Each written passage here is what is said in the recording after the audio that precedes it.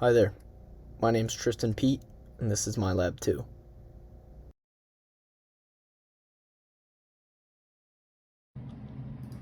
Here's the circuit for part D of lab 2. From left to right, we have the decoder, the inverter, the NAND, and the D flip-flop. 0 is the input from the MIDAC. 2 is the clear, 1 is the clock, 4 reads S0, 5 reads S1. It's already clear, and we are at state A. If we give it an input of 1 and a couple clock ticks, you can see that it stays at state A. But if we give it an input of 0 and a couple clock ticks, 1 clock tick, it goes to state B, 0, 1. If we give it a 1, it will return to state A. Clock tick back to state B. Another clock tick with an input of 0 takes us to state C.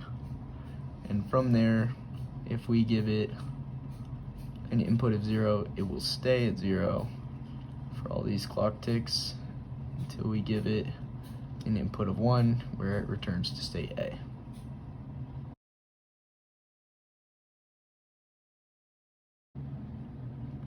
This is the circuit for part E of lab 2. We have the decoder on the far left, the NAND gate in the middle, and the D flip-flop on the right.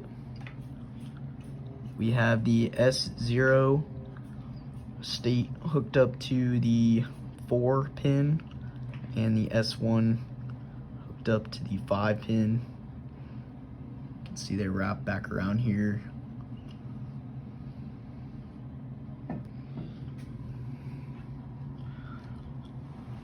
Right now, we are in state A, 4050.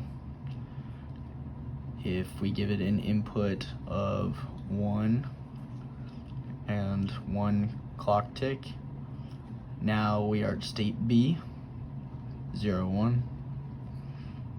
If we give it an input of 0 and 1 clock tick, we return to state A. Again. Now if we give it another input of 1, we're going to go to state D, 1, 1. If we give it an input of 0, it will return to A.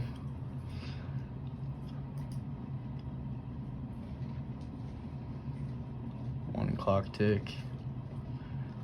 Let's get back to state D. Tick, tick. Now, if we give it state D an input of 1, we're going to go to state C, like so. If we give it an input of 0, we're going to go back to state A. And if we tick from B to D to C, and then give it another input of 1, we're going to return to state B.